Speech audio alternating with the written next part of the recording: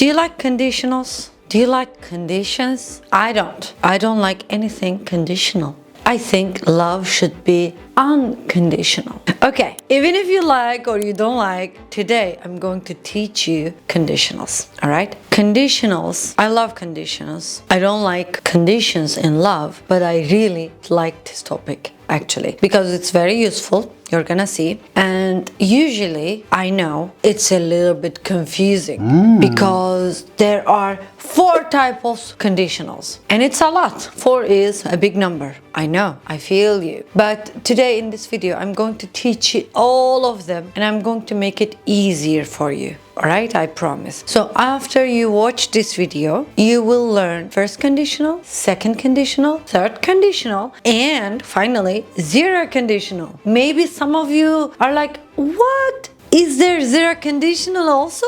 Yes, I'm sorry, but yes. Don't worry, it's the easiest one and it's not the one like we use all the time. So that's why maybe you didn't know until now, but we have, so I will teach you all of them. All right. First of all, when we say conditionals, we are talking about 2 situations, all right? And one of them depends on the other one. This is the meaning of conditional. So let's start with the most common one, first one. All right, first conditional. When I say first conditional, I want you to remember one word, 2 words actually, for real possibility. All right, for real possibility.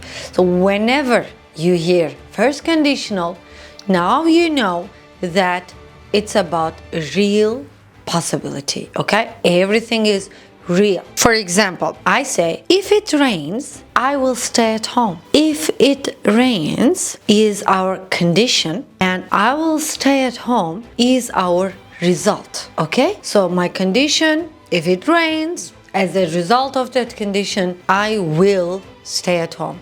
This is a real possibility, right? If it rains, I am at home. So there is no imagining, no dreaming, nothing. It's going to happen, right?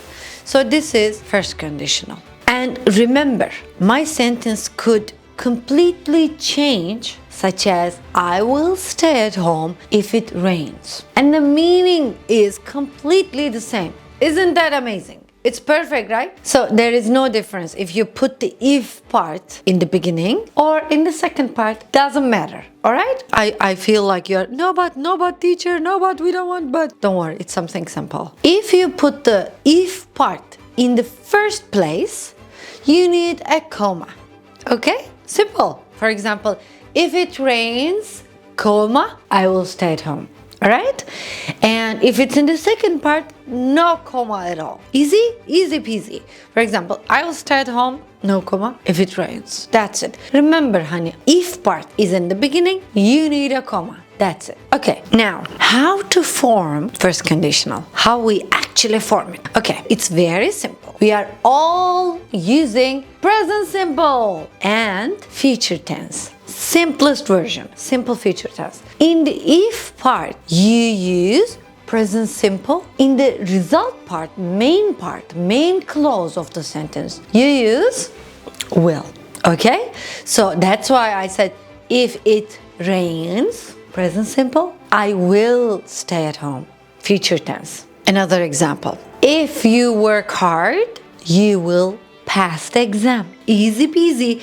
If you work hard, if you work, present simple, you will pass the exam, future tense, simple future. And I know you noticed the comma there. Why? Because the if part is in the beginning.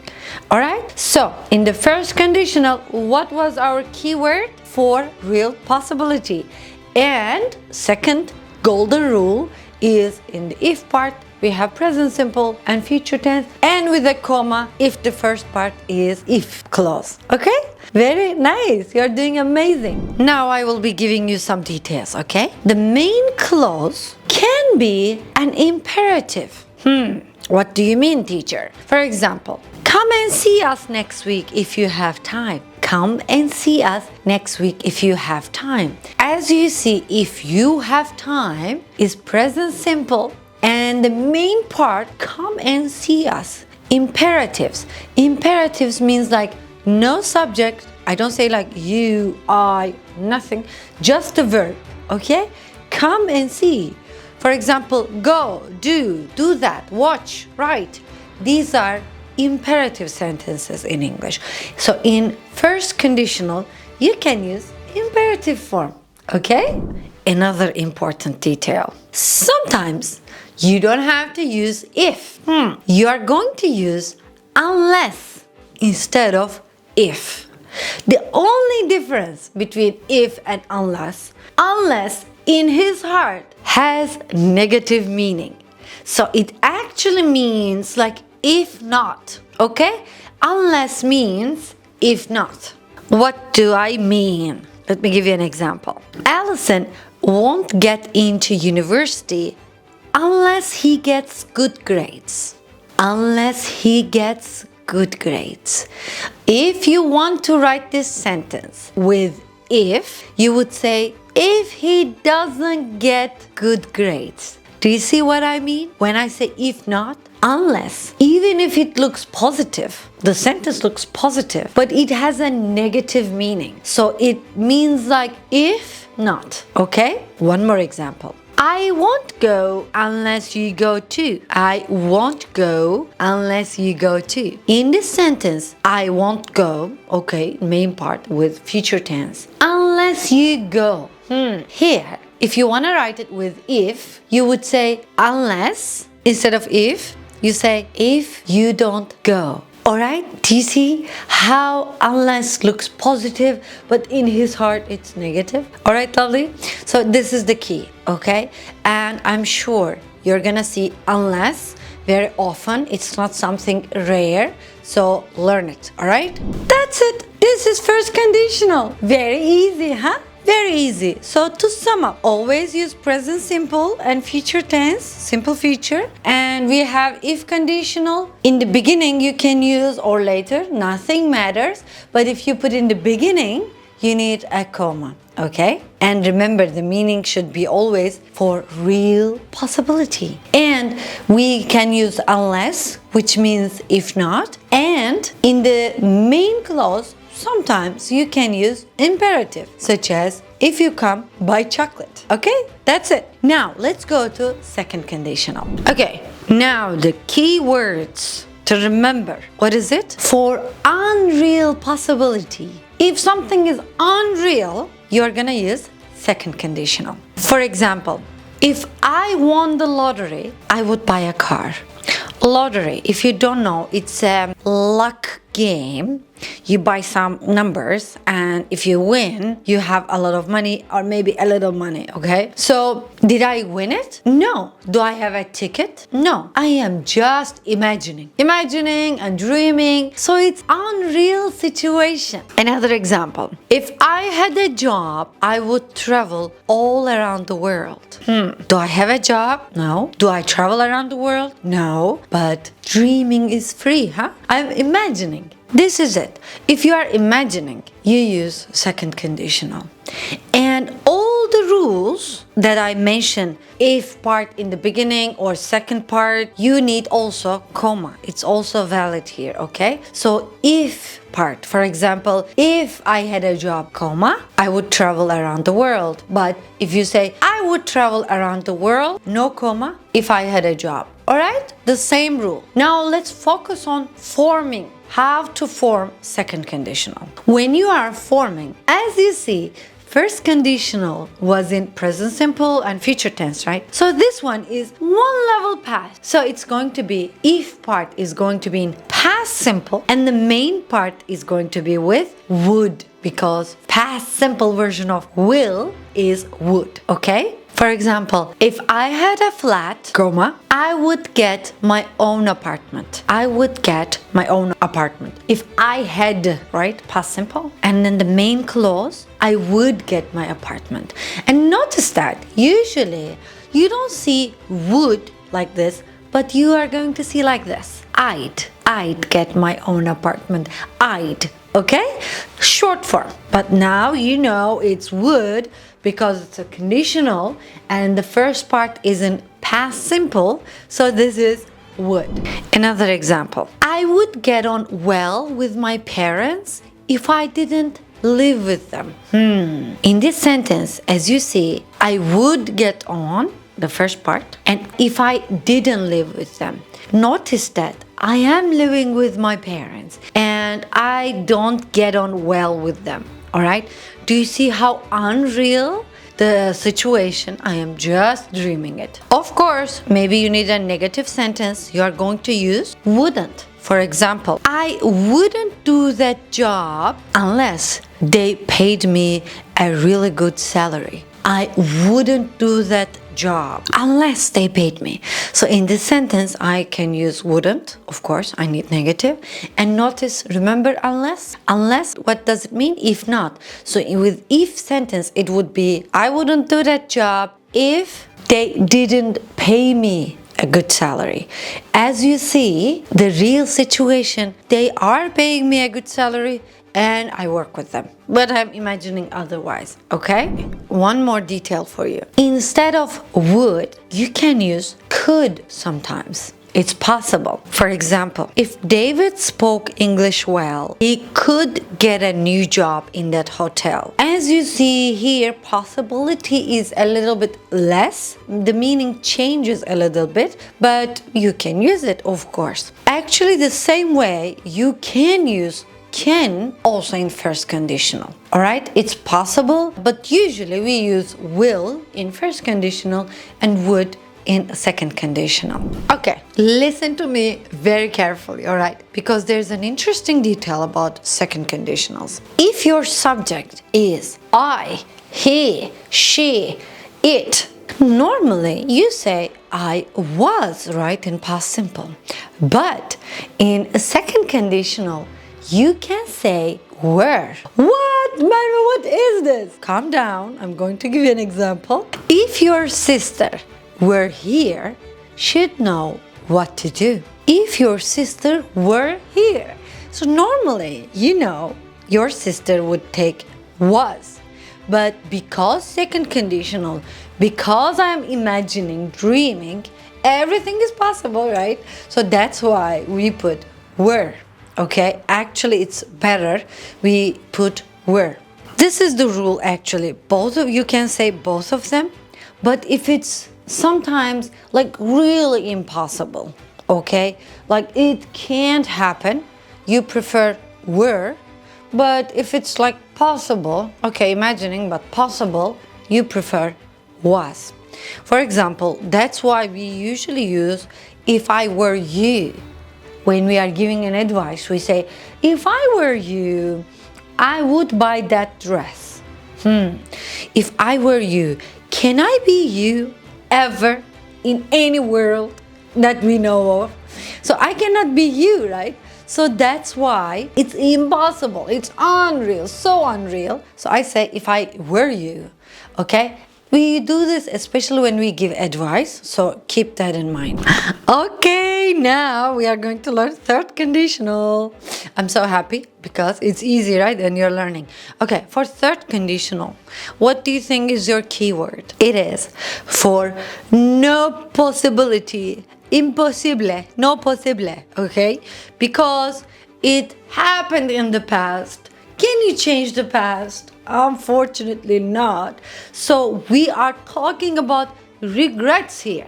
It's all about the regrets. And that's why no possibility.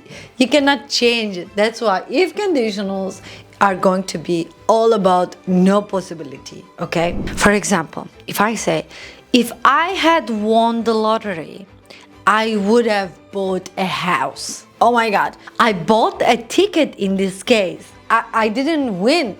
I lost the lottery. And I didn't have a house. I didn't buy it. I didn't win. So nothing happened. But remember, in second condition, I didn't even buy a ticket. I'm just imagining when I'm sitting. But in the third conditional, something happened and it didn't work. And then you are imagining otherwise. For example, if I had known you had a problem, I would have helped you. In this sentence, as you see, I I didn't know you had a problem. And it's too late. You had a problem and I didn't come to help you. Everything happened in the past. And after I learned something and I cannot change it, right? So see what I mean by no possibility, okay? I want to keep no posible because I know some Portuguese and some Spanish impossible. And that's why I remember. But anyway, possibility. It's impossible, okay? So guys, as you see the structure, let's look at how to form it, okay? In the first part, in the if part, we use past perfect. In the main clause, we use would plus have plus verb 3. Okay, this is all about past perfect world and this is our form. For example, you wouldn't have lost your job if you hadn't been late every day. Okay, now you know this person was late every day and he lost his job, right? It's too late. Everything happened. It's too late. Sorry. Ciao. So as you see in this main part, we use wouldn't have lost. And in the if part, we have past perfect. If you have trouble with tenses, please let me know. I can make another video for you explaining that topic, all right? But right now I'm going on, but I'm waiting for your comments below. Okay, if you have any difficulties, let me know. So, as you remember, past perfect, we have had plus verb 3. If I had known, right? We say if I had known. Guys, I can write like this. If I'd known you have a problem, I'd have helped you. Oh my God, Merve, there are 2 D's here. Which one is which one? Calm down. I know you know. In the if part, it's had, right? And in the other part, main part, it's would. Because you know in the if part, we use past perfect, and in the main clause we use would. So this is how you are going to separate them, all right? Okay, remember we can use could in second conditional or can in first conditional. In this one also you can use could or even might to decrease the certainty. Okay, you can say, because would is more certain, right? Oh, if I had known, I would have come, but I could have come, I might have come. So do you see the certainty?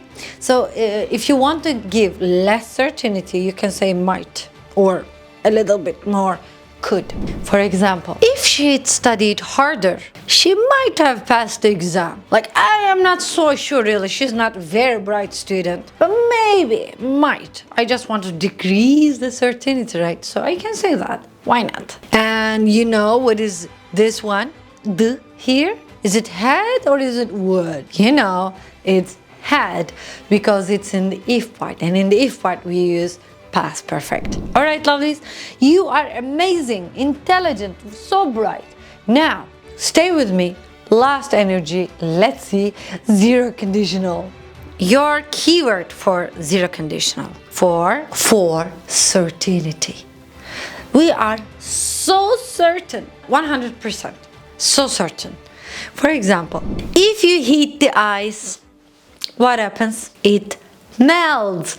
Everyone knows that. Even my nephew, who is 5 years old, he goes to kindergarten, so he knows it melts. Everybody knows. So it is zero conditional. It's like so certain, almost no condition. That's why we actually use when instead of if, because it's so certain. Why do you need if? For example, when you heat the ice, it melts. It gives the same meaning. Another example, when I get up late, I miss the bus. If I get up late, I miss the bus. Same meaning. It's of course I miss the bus. So that's why, so certain, we can use zero conditionals. And notice in zero conditionals, both part, if part and the main part, are in present simple. So easy, our favorite, because everything is in present simple, right? Okay, to sum up, this table is going to help you. So our conditional, certainty level 100, what we use, zero conditional. We are talking about anytime, For example, if you heat the ice, it melts. Okay, now certainty 50% maybe.